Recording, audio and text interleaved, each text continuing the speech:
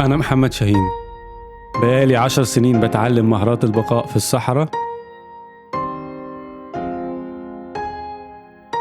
دلوقتي قررت إن أنا أعمل رحلة عمري ما عملت زيها في حياتي. الهدف الأكبر من الرحلة دي إني أوريكم مهارات البقاء بتتمارس إزاي في المواقف اللي زي دي.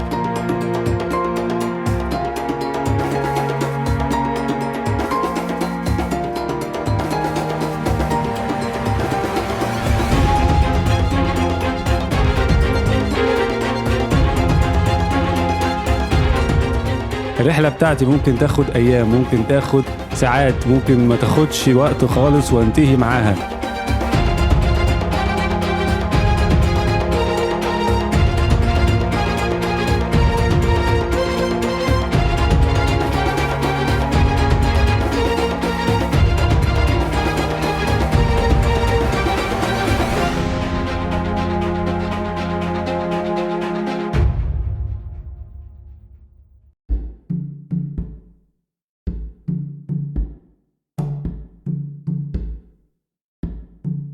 الفريق بتاعي اللي هيصورني هيوديني في مكان في الصحراء أنا معرفش هو فين، وهيديني شوية أدوات أنا معرفش هي إيه. بواقي شيبسي، كاس بلاستيك، حاجات زبالة، شوكولاتة. ايه ده؟ ماشي. وفي كمان مية، ده حاجة حلوة. في سكينة اهي. دلوقتي انا ببص على المعالم مش شايف اي حاجة، يعني مفيش اي حاجة حواليا، لكن قدامي فرصة ممكن اشوف بيها معالم اكتر وان انا اطلع مكان عالي. ماشي، هناخد معايا بقى الادوات دي.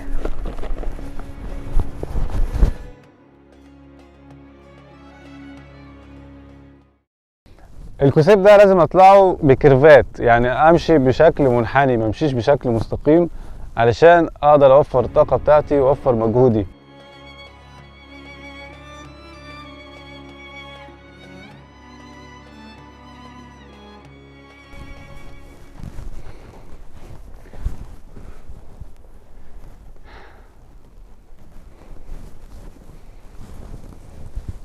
هساعد جسمي في الطلوع بايديا ورجليا عشان اطلع بسهولة.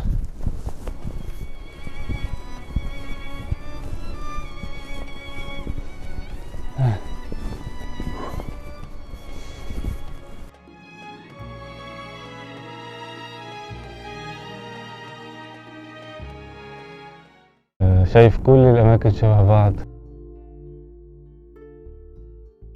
المكان كله كزبرة رملية، كله رملة. اظن ان الجبل ده هو الفرصة بتاعتي القريبة اللي انا هروح لها. ممكن الاقي هناك في كائنات عايشة، الله اعلم، ممكن الاقي تحتيه مية، فشايف ان المكان ده انسب مكان انا اروح له.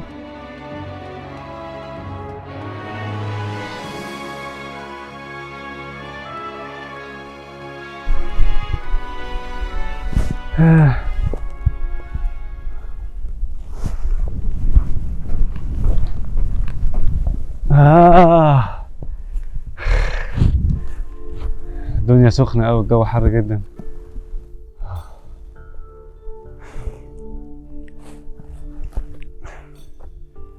حتى مش طايق ألمس هدومي سخنة، الأرض سخنة. ساعات الواحد لما يكون بيتعب بيريح على الأرض. دلوقتي لو ريحت على الأرض هقرب من الحرارة أكتر. أنا نقطة المية الوحيدة اللي موجودة في الصحراء دي. قبل ما أدور على أي مية في المكان أفكر إن أنا أحافظ على المية اللي في جسمي، عشان كده بفضل إن أنا ألبس 3 طبقات على جسمي. وهبدأ أحط الفانيلا لونها فاتح دي على راسي وأغطي بيها وشي. دلوقتي أنا محافظ على المية بتاعة التنفس ومخليها ترطب شفايفي عشان شفايفي ما تلتهبش ومناخيري.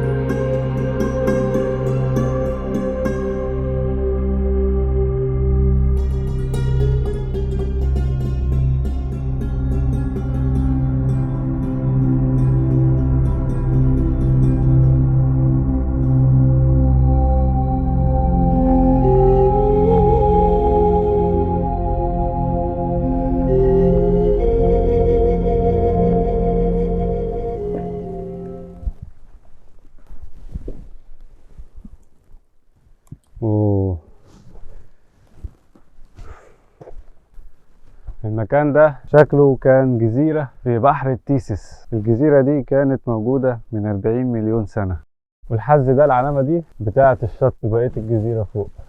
المنطقة دي كان فيها كائنات حية وكان فيها بحر، بس الكلام ده من 40 مليون سنة. واضح ان دي كانت كائن بحري، نجمة.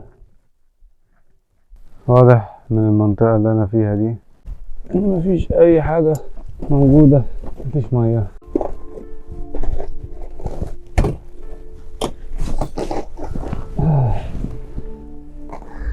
في الوقت ده من اليوم في الصحراء لازم اخد ظل. الشمس هتلاقي درجة حرارتها اعلى من 10 ل 15 درجة عن الظل. فرق 10 و 15 درجة هنا ده انجاز كبير.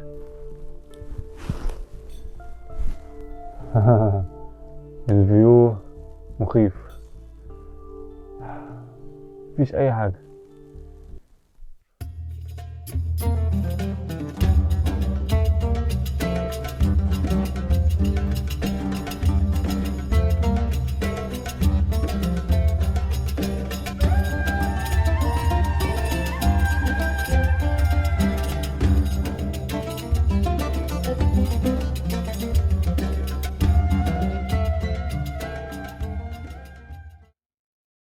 اوه، في حاجة ضربت، نصها اتدلق بسبب في خرم حصل.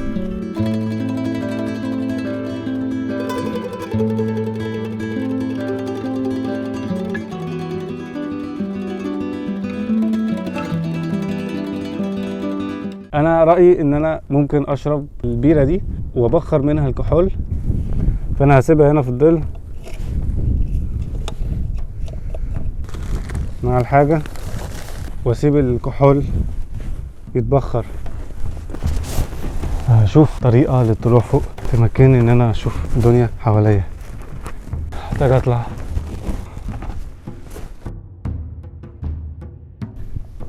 نزل نفسي عشان اعرف اطلع. الحر مأثر عليا شوية.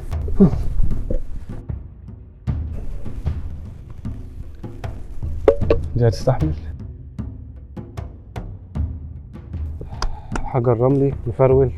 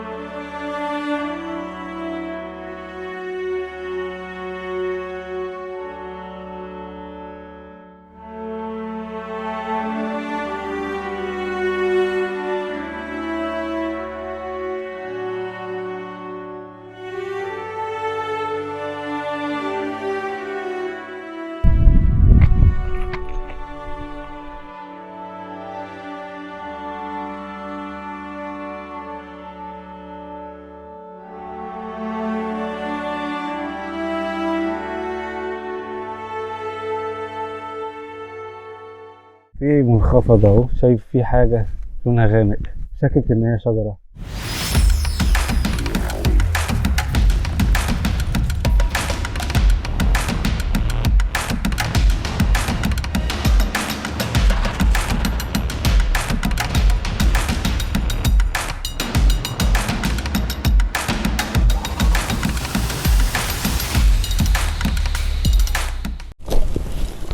زمان الكحول اتبخر.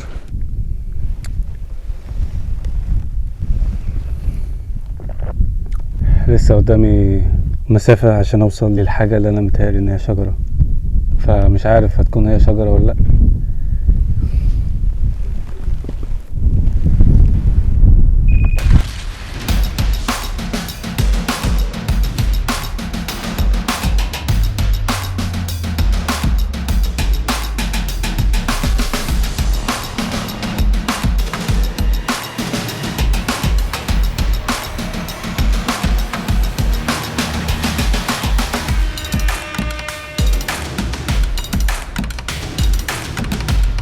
فالشمس هي دليلي ان انا ماشي في ظهري.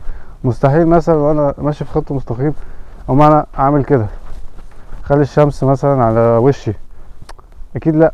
فالشمس هتساعدني ان انا امشي في خط مستقيم رغم ان انا فعليا رايح ناحية المكان اللي شبه الشجرة، بس مش شايف الشجرة لأنها في منطقة منخفضة. يعني الحتة دي كان المفروض فيها الشجرة، الحتة دي الشجرة فين يا جدعان؟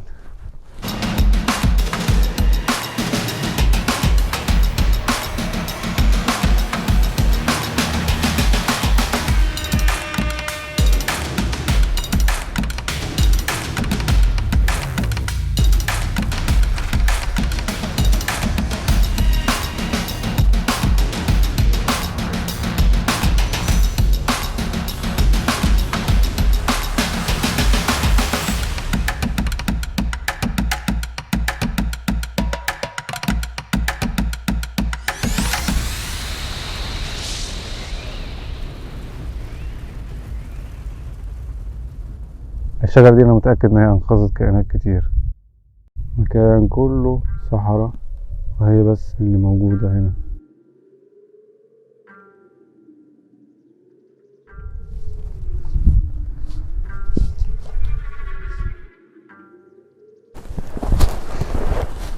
لازم الليلة دي أولع نار، لأن مولعتش نار هبرد جامد.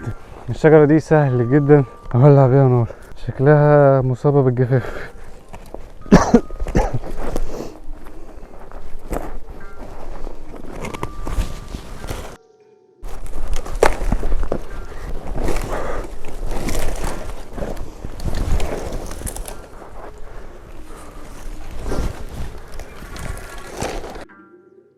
عايزين بقى نولع نار بالخشب ده. دلوقتي هحتاج السكينة.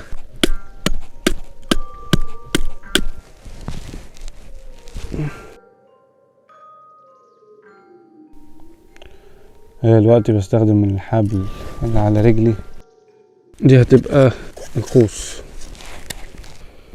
دلوقتي الخشبة دي دلوقتي بقى هحاول اعمل حفرة فيها.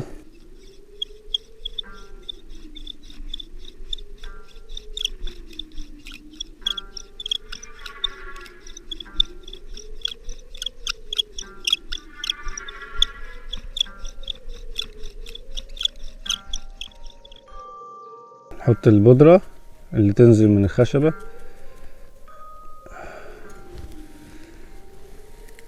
نحطها بالراحة وننفخ فيها.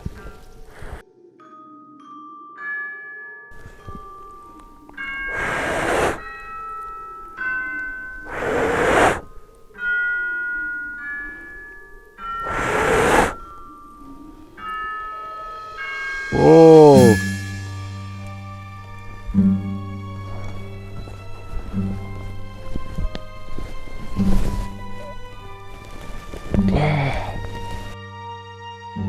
ولعت نار، استخدم معاها خشب رفيع كده. بقى انا ضمنت ان انا انام في ليلة دافية وهسلي نفسي في حاجة انا مولعها مأثرة على نفسيتي، خلي نفسيتي احسن، معنوياتي اعلى.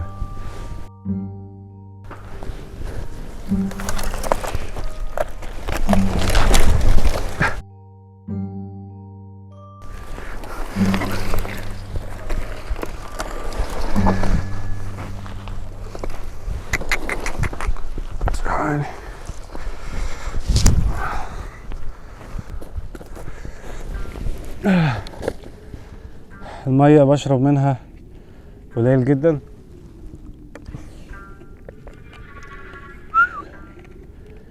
منعشة منعشة منعشة. بالنسبة للموارد اللي معايا، انا ما دورتش في الشنطة كويس،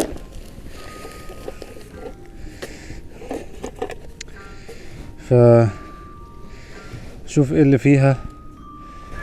اوه دي من احسن حاجات اللي لقيتها في الشنطة. كشاف فيه بطاريتين. الكشاف ده ممكن استعمله بالليل في ان انا ابلغ الناس ان في حد هنا، لو انا بدور على حد ممكن اشوف بيه الطريق. البطاريات دي ممكن استخدمها في حاجات تانية، عندي افكار ليها كويسة. فانا هوفر البطاريات دي لبقية الرحلة لانها مهمة جدا معايا. لازم اعزل نفسي عن الارض لان الارض هتبقى ساقعة. فانا دلوقتي بفضي المكان ده عشان انام فيه، بعمل حفرة صغيرة كده. تمام. دلوقتي انا انتجت جمر كتير، الجمر ده هحركه واجيبه هنا.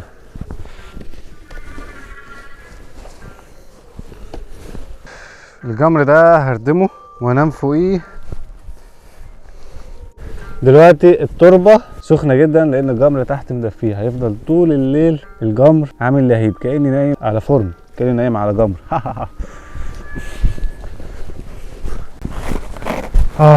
الليلة دلوقتي دافية جدا، ظهري مليان دفى.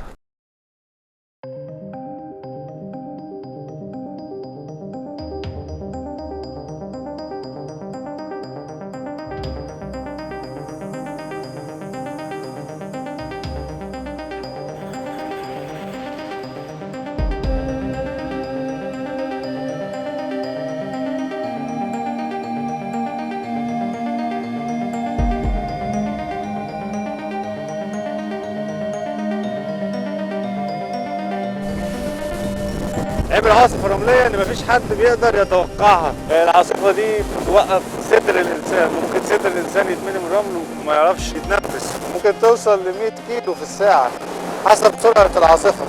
لو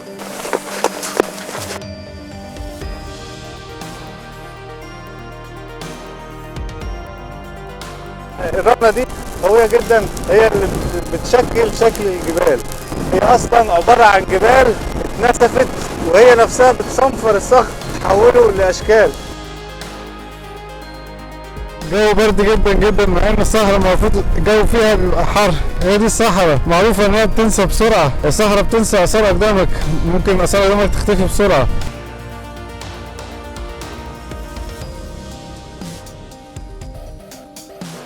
العاصفه دي ممكن تقعد ساعات او ايام والله اعلم. دلوقتي لازم اتحرك واشوف مكان استخبى فيه. وانا صدري وعليا بدات تتعبني.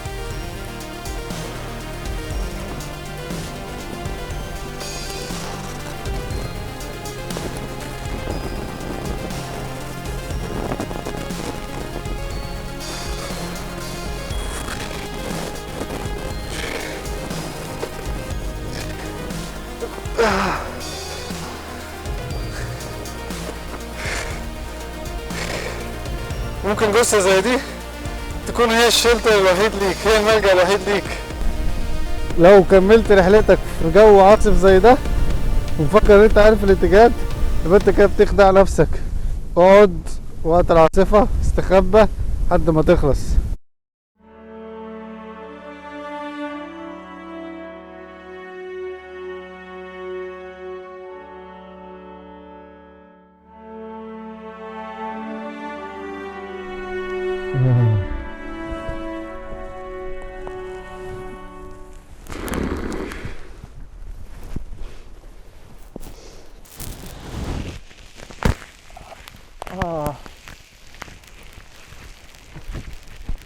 الإحساس هنا عامل زي ما يكون مدفون في مقبرة والرمل عليا كأني ميت.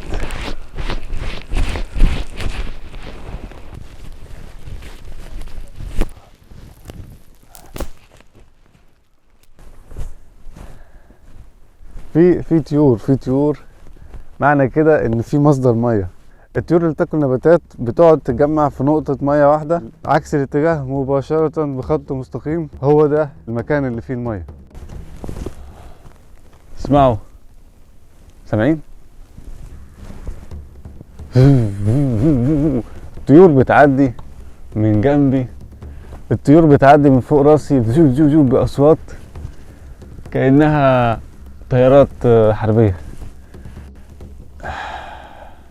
دلوقتي اتجاه الشرق هو الاتجاه اللي جاية منه الطيور، فده معناه ان ده النقطة اللي فيها المية، فلازم وانا ماشي اعرف ان انا اروح ناحية الشرق ايست. ممكن تكون ايست وممكن تكون حواليها بشوية، بس مش هتبقى بعيدة عن الاتجاه القريب من الشرق.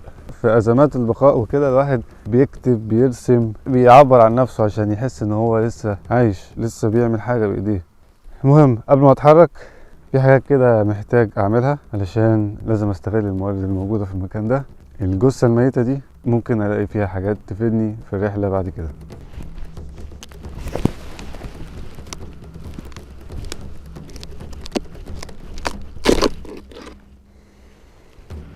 دي ممكن تبقى سلاح قوي. القرون دي تنفع كوباية، معايا كده كوبايتين من المية. الجلد ده بقى امتع حاجة، مفيد جدا، يعني فادني في العاصفة وهيفيدني من الشمس وهيفيدني في حاجات كتير قوي.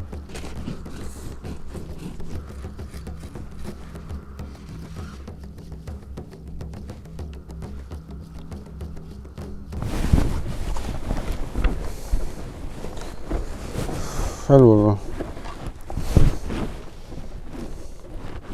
كده بقى انا جاهز للتحرك.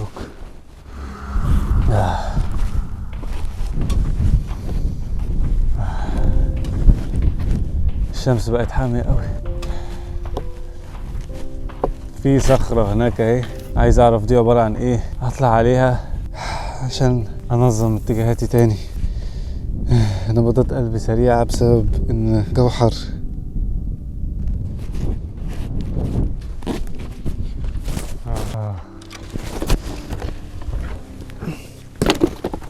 هطلع بقى فوق خفيف خفيف كده، نشوف المكان عامل ازاي.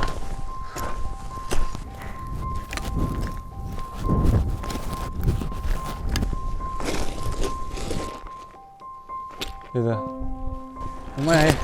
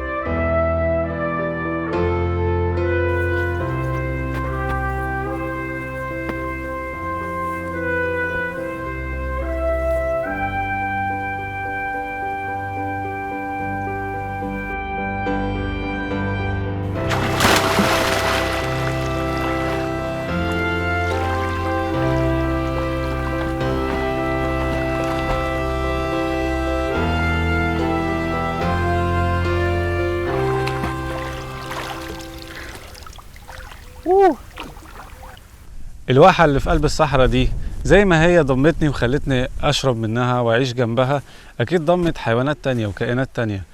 في كائنات كتيرة أنا متوقع إن هي موجودة في المكان ده. شايف كمان طيور بعناية. طالما في طيور يبقى في حشرات عشان الطيور تتغذى عليها، وفي تعابين عشان تتغذى على الطيور وعلى الحشرات. دي أقل حاجة موجودة، وأكيد في حاجات أكتر أنا ما اتكلمتش عنها.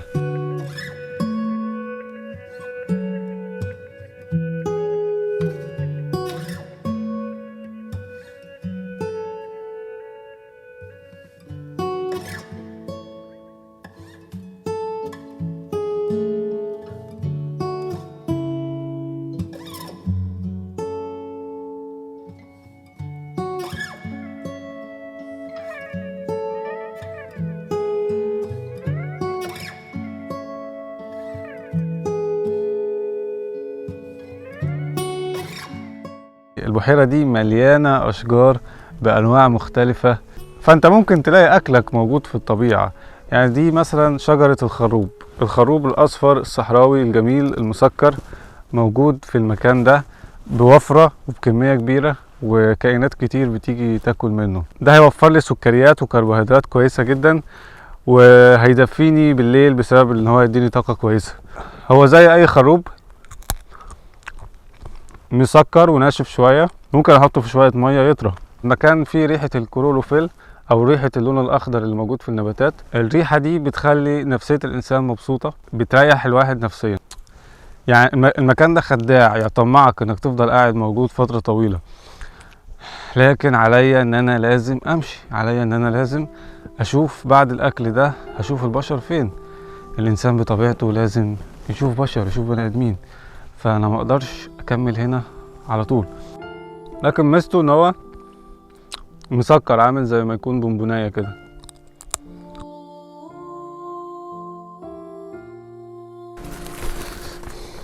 كده وكمان اهي شجرة الأسل.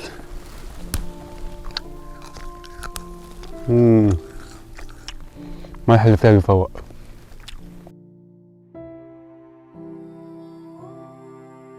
لازم انضف الحتة اللي هنام فيها.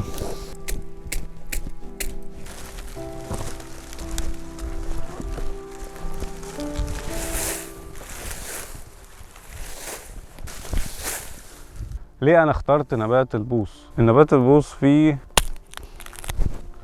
فراغات، شايفين الفراغات دي؟ فيه هواء، عشان كده هو خفيف.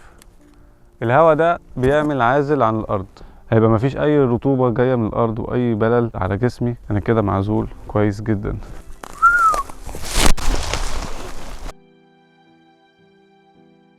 خليني بقى في حوار اشعال النار قبل ما الدنيا تضلم والشمس تروح خالص. هي دي اكتر حاجة شفتها هنا بتشتعل بسرعة. دي بتشتعل زي ما يكون بنزين، لانها هشة جدا وبتدخل اكسجين فيها، وهي جافة بتشتغل بسرعة جدا. هبدأ اجمع منها شوية. الجافين تمام كده معايا، دول هيولعوا نار بسرعة مضمونين. في حاجة من الحاجات اللي معايا بفكر اشعل بيها نار، البطارية دي والورقة بتاعت الشوكولاتة. ورقة الشوكولاتة عبارة عن ألمونيا، موصل جيد للكهرباء والحرارة.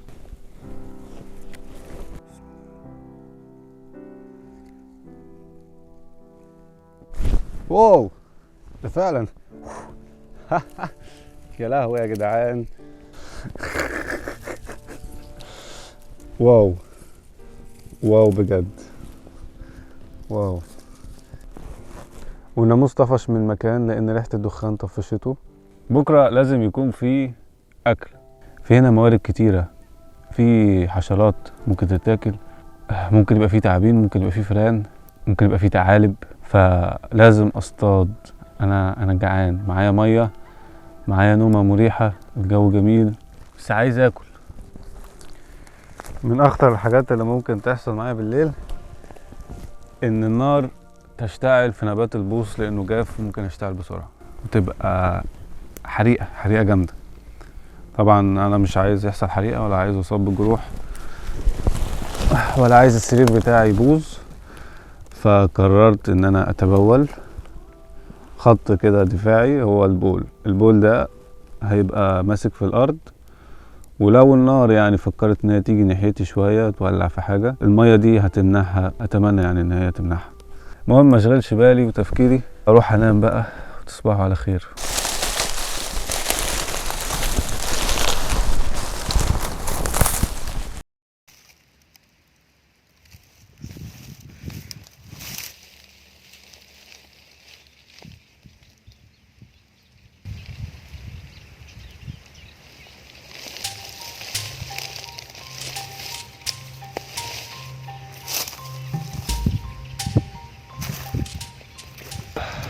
انا نمت نومه هنيئه النهارده، بقالي كتير ما نمتش النوم الطويل ده. نفسي اكل النهارده.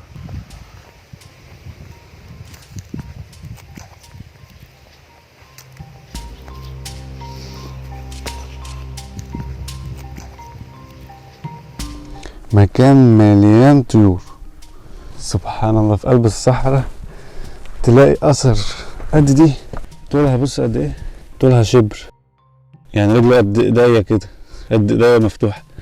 هعمل فضلات طولها قد ايه، 7 شبر فضلات من مؤخرة طائر واحد. تخيل حجمه قد ايه ده. رجليه حجمها كبير ففضلاته حجمها كبير، وده دليل ان هو حجمه كبير.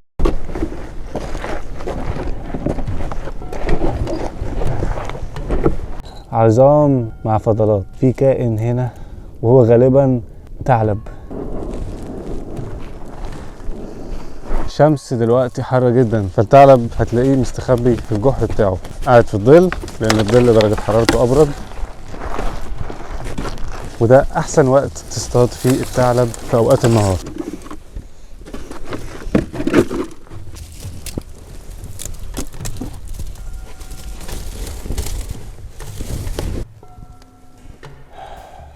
مفيش اي حاجة طلعت.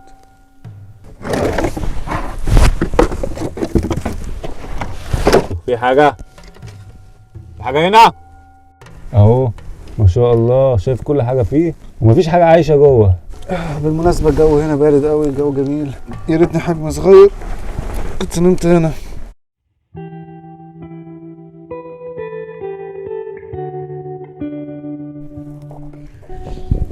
الازازة دي ينفع اعمل بيها فخ كويس جدا. ممكن اصطاد بالازازة دي سحالي. الازازة بتتقطع بسهولة، شكلها بقى لها سنين كتير هنا. الفخ ده الحشرات هتفتكر ان هو ملجأ لها وهيخشوا جواه، السحلية هتخش وراهم تاكلهم، فما تعرفش تطلع هي كمان. ناقص بقى استنى شوية وقت بالليل وان شاء الله هصطاد سحلية واكلها. التعابين ما تقدرش تخترق الجلد ده، حجمها صغير، مموهة، ممكن تبقى مدفونة في الرمل وتطلع تقرصني. لا التعبان، لا التعبان.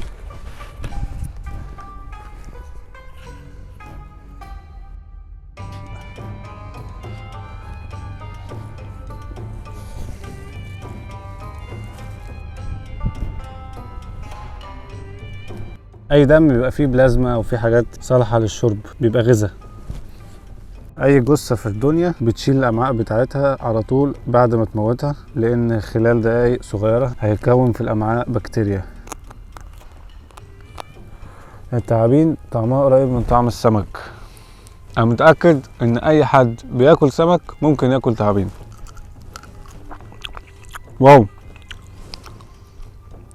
التعبان ده حجمه اكبر وطعمه عامل زي الفراخ. كل ما التعبان يكبر كل ما طعمه يبقى احلى. الثلاثة دول قدرت اوصل عليهم في كام ساعة القليلة دول. دول هيشبعوني.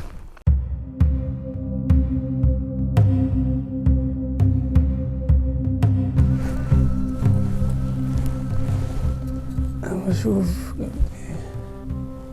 اوه، في سحلية. اهم حاجة السحلية دي متهربش، لان هي هتبقى عضلاتها قوية قوي.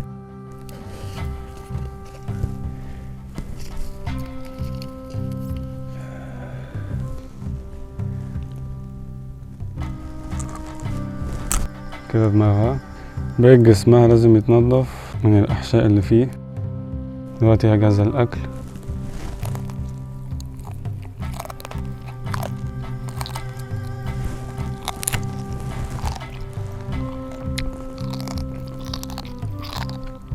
ديلها لسه بيتحرك، والسحلية بتقدر تقطع ديلها بإرادة نفسها عشان المفترس اللي بيجري وراها يتلهي في الديل وياكله ويسيب السحلية في حالها.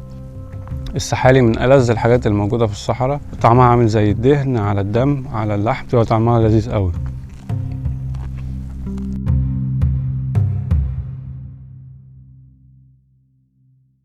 نبات الهالوك ده بقى بيتغذى على النباتات الموجودة تحتيه.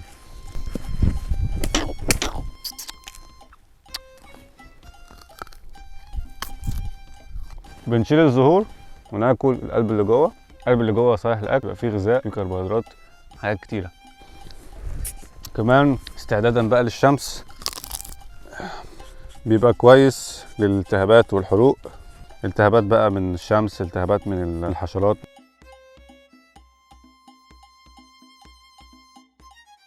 هقطع دول معايا واخدهم معايا، ينفعوني في رحلتي.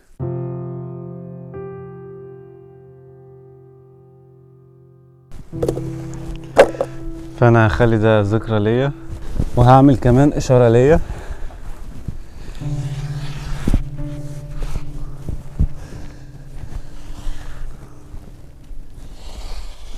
عباره عن سهم في الاتجاه اللي انا رايحه، وكاتب اسمي SOS يعني Save Our Souls.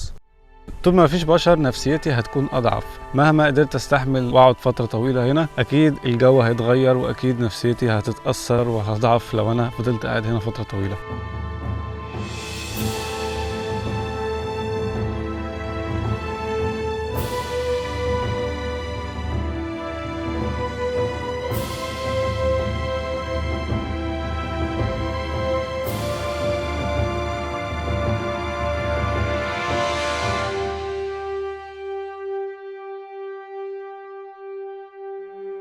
عارفين فيلم الاسد الملك لما سيمبا قال ايه المنطقه الضلمه اللي هناك دي؟ قال له ما تروحش هناك وكده. هي دي بقى المنطقه الضلمه اللي محدش يروحها المفروض. الصحراء الملحيه تكاد ما يكونش فيها كائنات حيه. النوع ده من الصحراء ولو في ميه هتلاقيها ميه مالحه جدا، ولو شربتها هتتسمم وتتكل على الله. عند الجبل اللي هناك ده انا شايف خط اشجار، ممكن الاقي بشر، ممكن الاقي زراعه، فده اكيد ان دي فرصه ليا. اتكلمنا كتير، يلا بينا نتصرف.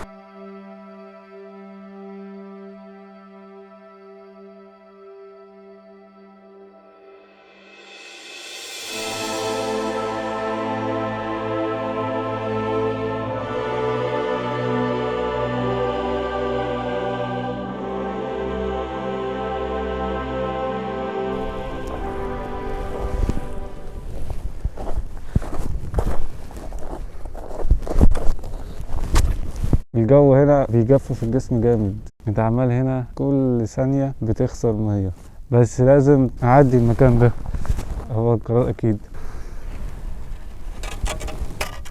لازم اروح الطريق ده لاخره عشان الاقي الناس.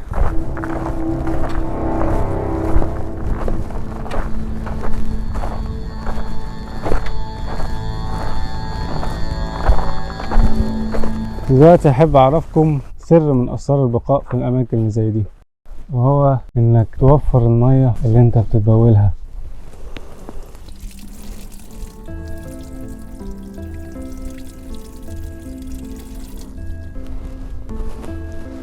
المفروض لما الواحد يتبول البول بتاعه يشربه بسرعة قبل ما البكتيريا تتكون فيه، فانا المفروض دلوقتي اشربه.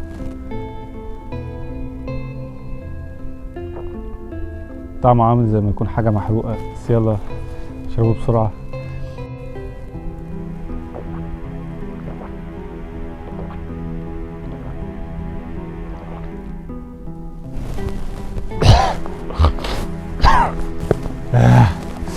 لو رجعت يبقى انا كده ما عملتش اي حاجة، انا كده بخسر مية اكتر، والمفروض اخلص الازازة.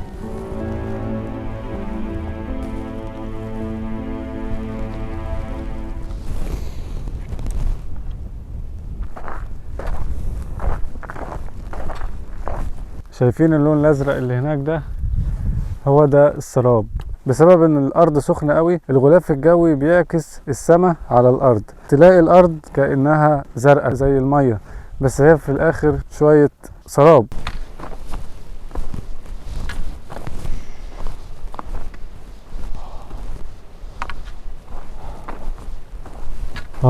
ظل. دلوقتي حاسس احساس اجمل، الوضع افضل دلوقتي. انا ريحت بما فيه الكفايه، فلازم دلوقتي المفروض اتحرك واشوف انا هعمل ايه.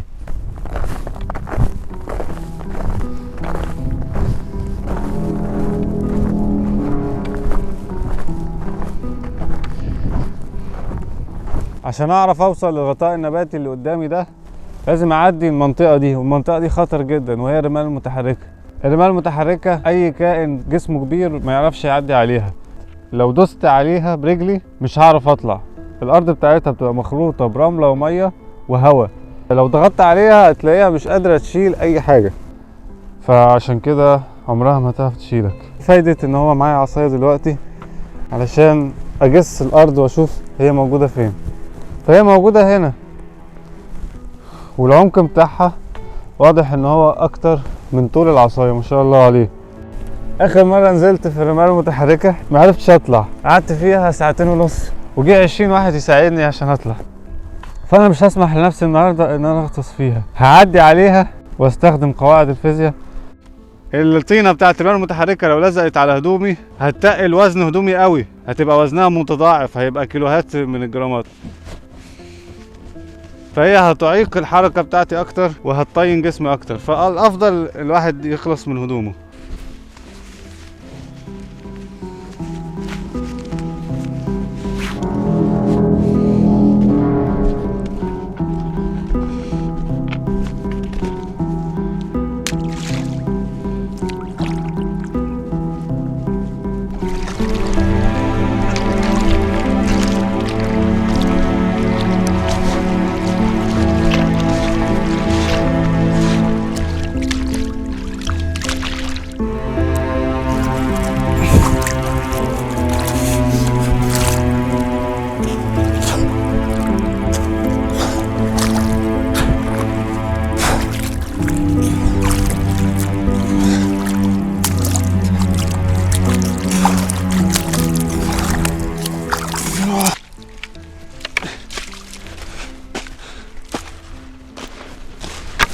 لازم الاقي مصدر عين ميه عذبه بسرعه عشان اخلص من الميه المالحه على جسمي دي. الميه المالحه دي هتسبب لي التهابات خطيره جدا لو فضلت على جسمي. دلوقتي بقى هشوف الغطاء النباتي شكله عامل ازاي. واضح ان المحاصيل هنا ماتت من الملح. كل المسافه اللي انا قطعتها دي علشان شويه محاصيل بايظه. كنت مفكر ان هنا بشر، شوية نخل غير مثمر او تربة ميتة وملحة.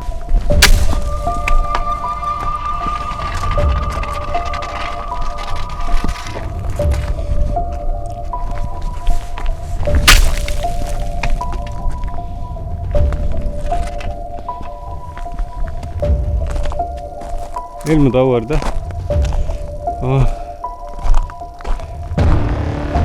دي بتبقى عين ميه بس شكلها جافة لان الارض كلها جافة.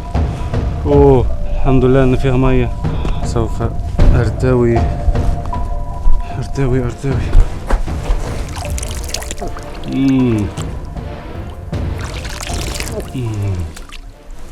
سبحان الله، غريب انك تلاقي ميه عذبة في قلب الارض المالحة دي. انا عامل زي ما يكون حتة حديد سخنة نزلت ميه ساقعة.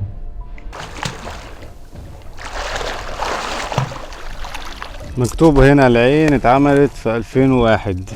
واضح ان المكان ده كان مزرعة في 2001 بسبب وجود المية المالحة اللي حواليها وكده. حصل اللي حصل بقى والارض بارت. يعني لو جيت من 19 سنة هنا هلاقي الناس. كل ده بسبب الصحراء الملحية. الصحراء الملحية قتلت الزرع ده كله، لكن لسه في مية عذبة وممكن تتشرب وممكن الواحد يستحمى فيها ويستفيد منها.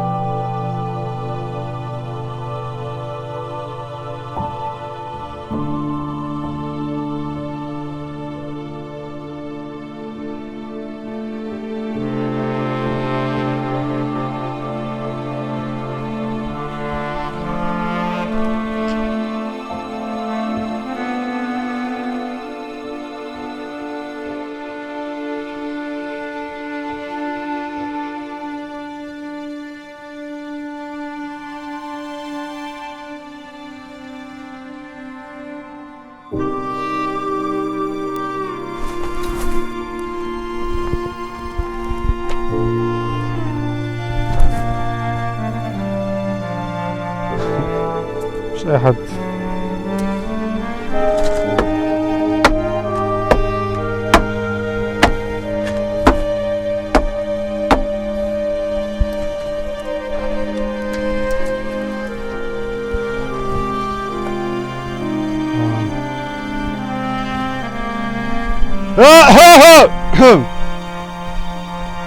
مكان مليان خشب جاف. الخشب ده كويس لإشعال النار.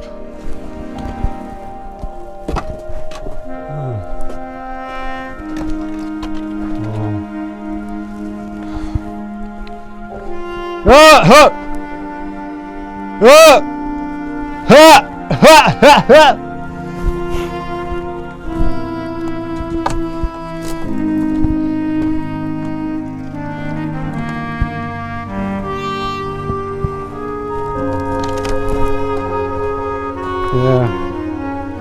ده من ايام الحرب العالمية الأولى؟ ايه الحاجات دي؟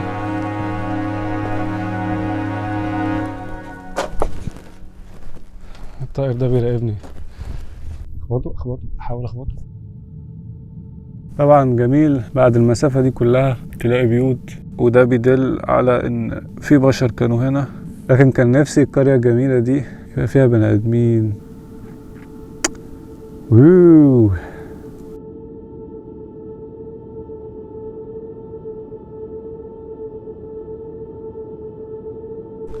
يلا بقى كفايه دراما، المهم اركز على الوضع اللي انا فيه ده.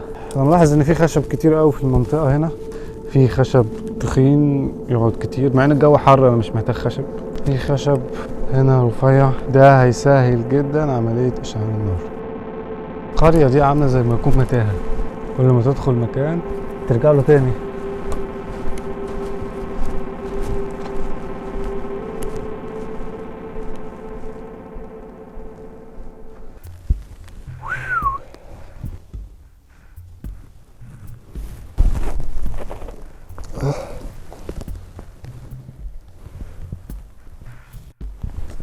مكنتش متخيل ان انا هنام في امان، لان المكان ده مهجور كده وممكن يبقى فيه تعابين عارف.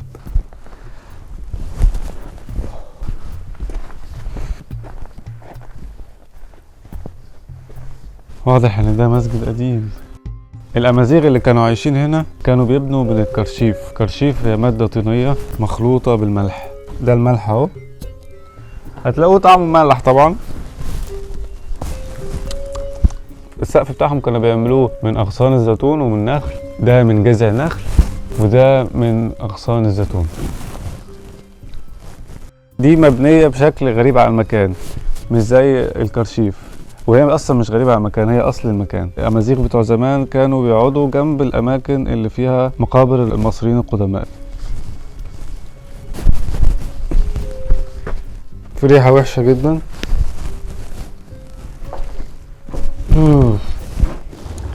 الخفافيش اختارت المكان ده، ودي الفضلات بتاعت الخفافيش. الفضلات بقى لها عشرات السنين.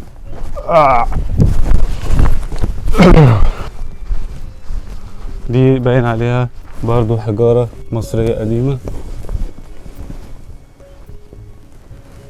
قد تكون هنا في مقبرة تبع مصريين قدام. خنفسة ايه؟ ايه ده؟ طعمها حلو. اشيل راسها الاول. بص بص بص اللي طالع من الراس. ناكلها بقى، بسم الله.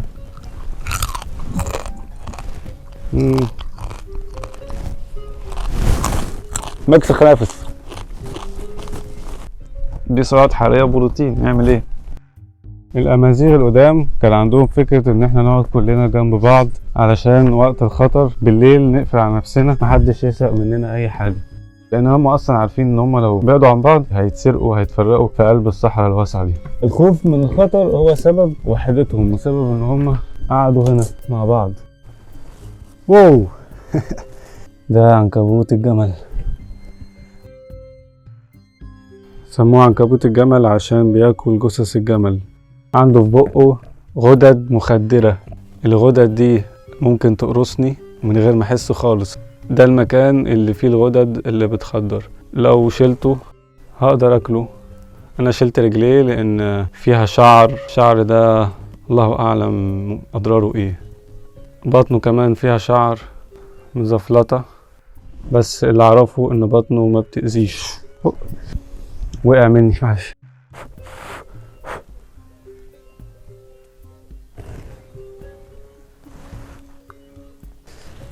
في واحد تاني، الميزة ان هما بيبقوا منتشرين دلوقتي في الظهر.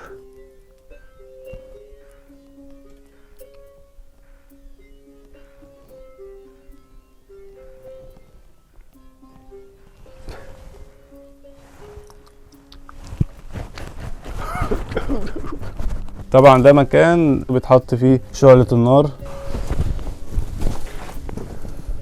الاماكن الطينية دي بتبقى درجة الحرارة فيها ثابتة،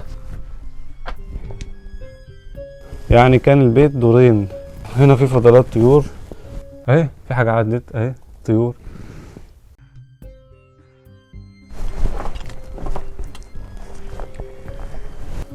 في يمامة اهي، ريحتها مش بطالة، شكل كده هنضفها واكلها. طبعا لو لقيت حيوان ميت يفضل ما تاكلوش، ممكن تكون ميتة بسبب فيروس، بسبب بكتيريا، بسبب عدوى معينة. لكن انا بالنسبة لي انا اكلت كذا حاجة ميتة قبل كده وما حصليش حاجة. ممكن يكون اليمامة دي عمرها خلص او ماتت من الحر. الطاعون لما دخل اوروبا ودخل على سوريا ودخل على شرق مصر ما قدرش يكمل في غرب مصر بسبب الصحراء الكبرى.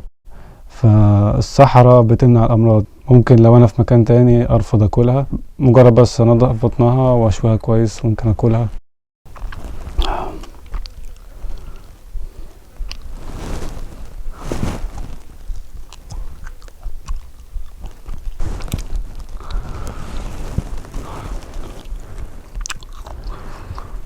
دي معصرة زيتون لسه موجودة.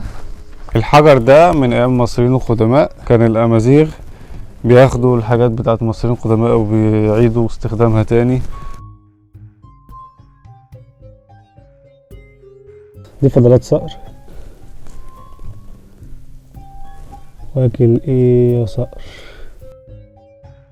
ده تقريبا دي العقرب، واكل عقرب. البيض مفتوح وفاسد، ما علينا. مين اللي فتحه ما معرفش، بس ملوش لازمة، ملوش لازمة بالنسبة لي، بسبب ان انا لقيت الحجر ده. انا بفكر دلوقتي ان انا اصطاد الفئران، لان الفئران اكيد موجودة في مكان زي ده.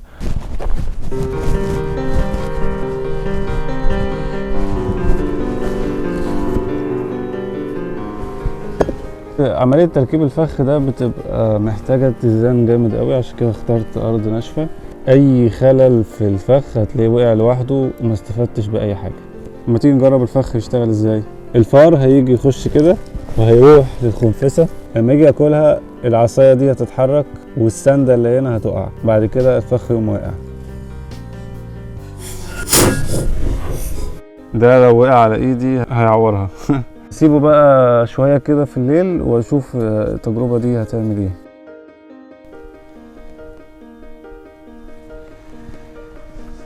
فخ الرداحة وقع، فانا هشوف دلوقتي في ايه. اوه، اصطادنا فرفور، وهكذا يعمل الفخ.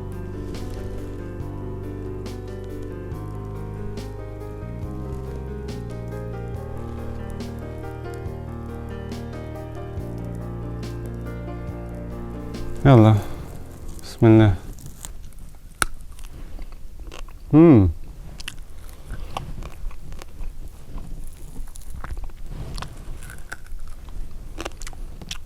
عامل زي الفراخ.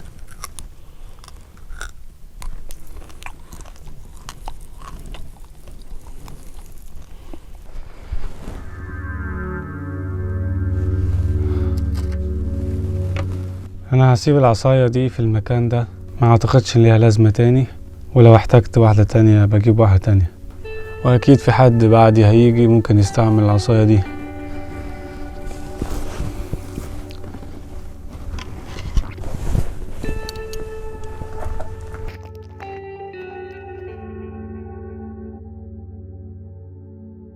انا حاسس ان انا عايش لوحدي على كوكب الارض. الناس راحت فين؟ الحقيقة عمري ما لمست حاجة عاملة زي كده. الزراعة الدائرية، يعني المكنة دي بتلف في دايرة قطرها حوالي 800 أو 1000 متر، بتزرع وبترش مية في المكان ده كله. المكان ده موجود الكتابة عليه إن هو اتعمل في 2003. دي بقى ويت دراي اون اوف، مفيهاش كهربا خلاص.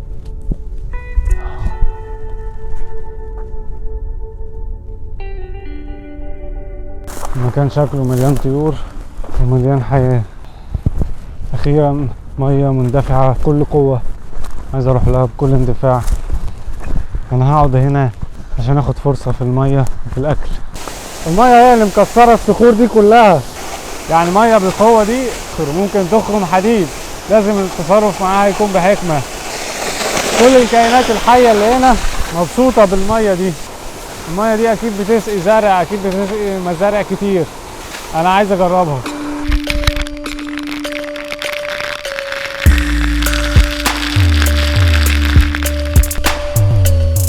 انا شايف قوس قزح هنا.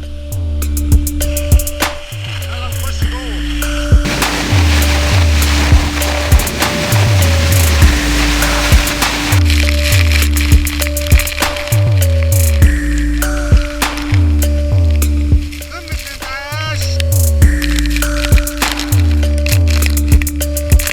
انا حاسس ان انا كأني في البحر.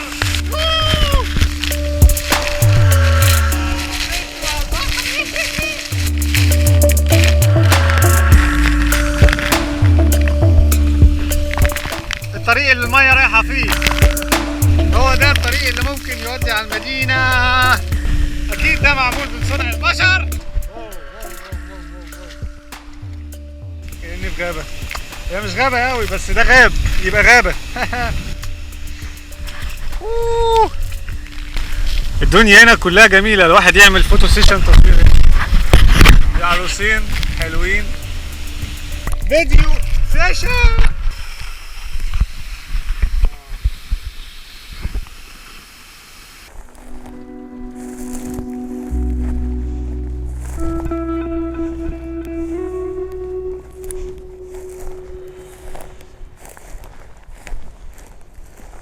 ايه ده؟ في قنفذ هنا.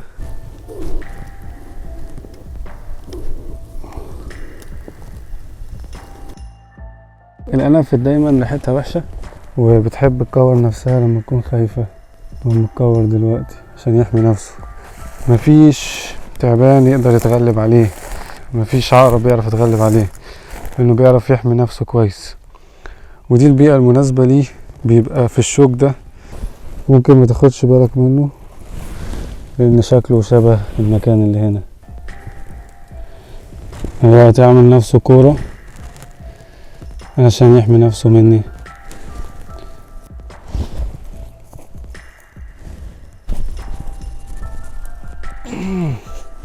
طبعا مش حاجة حلوة ولا حاجة سعيدة انك تقتل حيوان، لكن انت في دايرة الحياة هنا، لو ما قتلتش هتتقتل.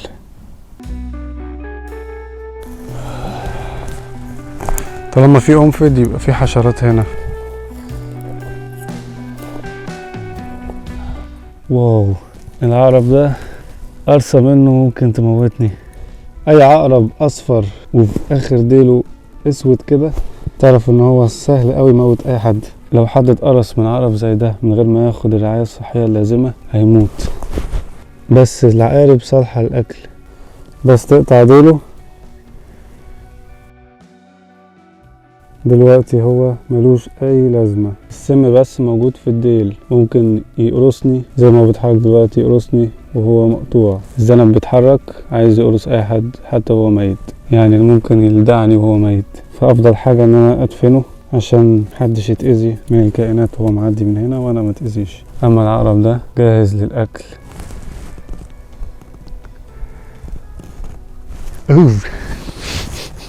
جاهز يا شاهين.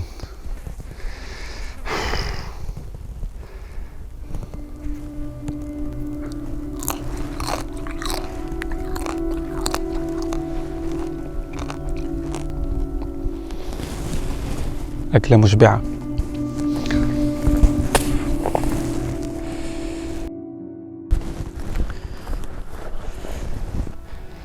المكان مليان فضلات أرانب. ده جحر الأرانب وده دليل قوي على وجودهم. الأرانب بتعيش في شبكة من الجحور.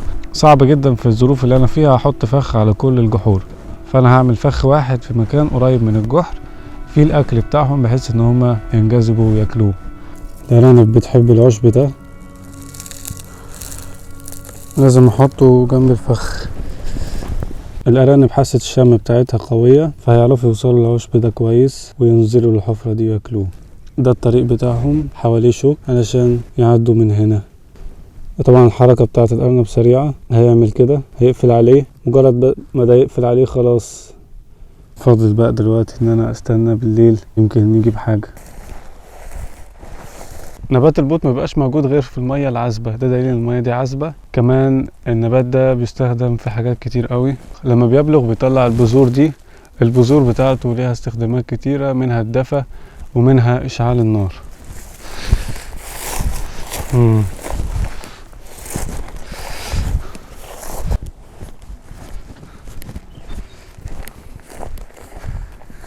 انا هوريكم دلوقتي نبات البوت وقوته وفعاليته واستخداماته. دي البذور بتاعه نبات البوت، لما حاجه بتحركها بتنتفش، بتتحول لماده زي ما يكون قطن. الماده دي لو حطيتها جوه هدومي هتبقى عازل كويس من الجو. كمان هي ماده المتخلل فيها الاكسجين فبتشتغل بسرعه. واو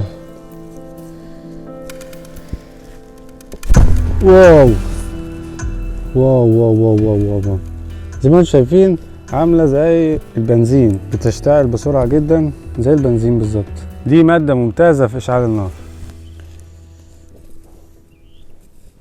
خلاص القنفذ استوى، جه الدور بقى ان ناكله.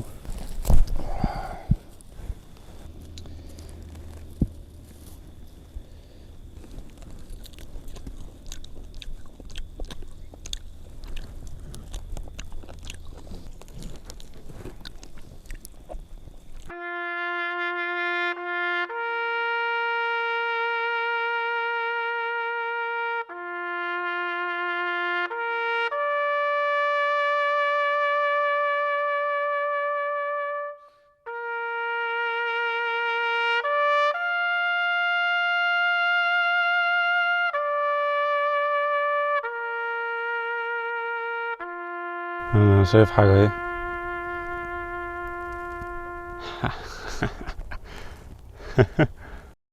كل ما يشد الفخ يمسك عليه اكتر.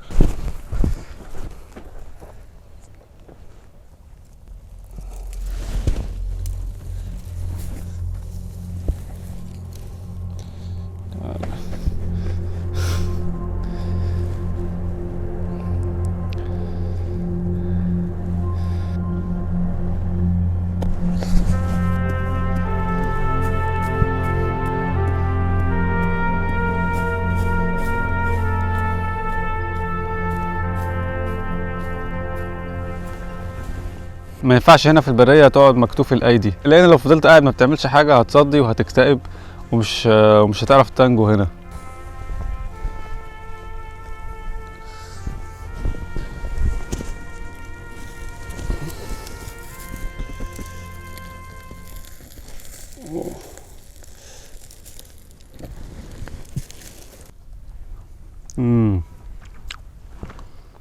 طعمه زي الارانب.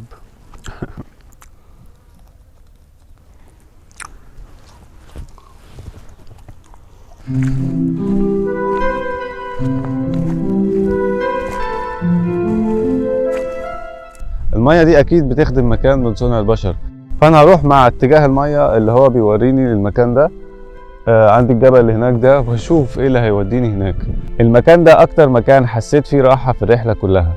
معرفش ايه السبب بالظبط، إيه يعني، يمكن هو عشان من صنع البشر مثلا، او هو عرفني ان انا خلاص قربت الاقي بشر. شكرا ليك يا ايها المكان وايها المية المقدسة، سوف اذهب الان.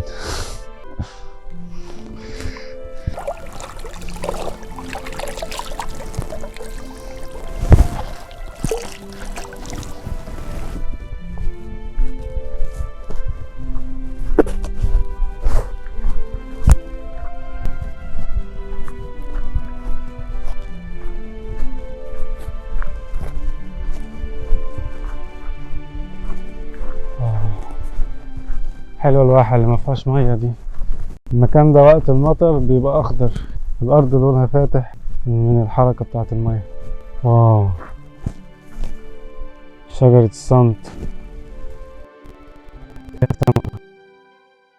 واضح ان هنا في بعض جمال كتير. قدرات الحيوانات الاليفة قد تكون علامة انك بتقرب من البشر.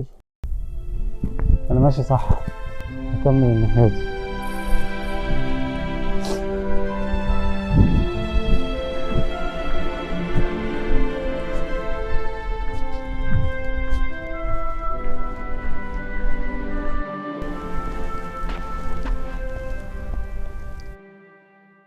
القدماء اللي عاشوا في المنطقة دي كانوا بيحفروا القبور بتاعتهم في الجبل فوق عشان يحموا الموتى بتاعتهم والذهب اللي موجود معاهم ليوم الآخرة. لكن طبعا المقابر دي اتفتحت بالذات أيام الحرب العالمية التانية. الناس اللي هم كانوا عايشين في المنطقة دي عاشوا فيها عشان يتحاموا من الضرب. وأنا هاخدها ملاذ ليا من الحر. مكان شكله أمان. أنا قادر أحس هنا بفرق الحرارة جامد أوي، كأني دخلت في تكييف. استنى هنا في الجو الجميل ده لحد الجو ما يتحسن. انا هحتاج اريح شوية، الجو جميل هنا.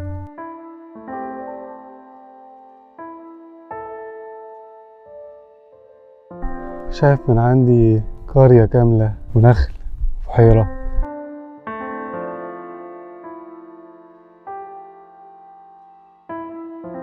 شكلي انا وصلت.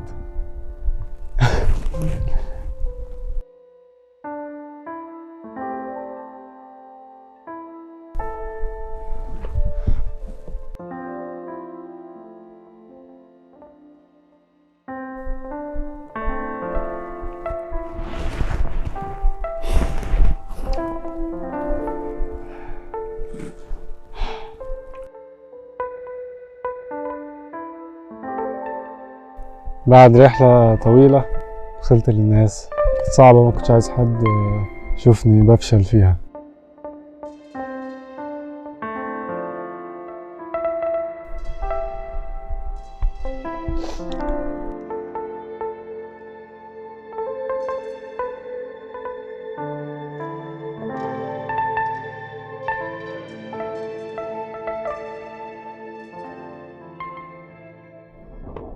انا هرجع بقى، يلا.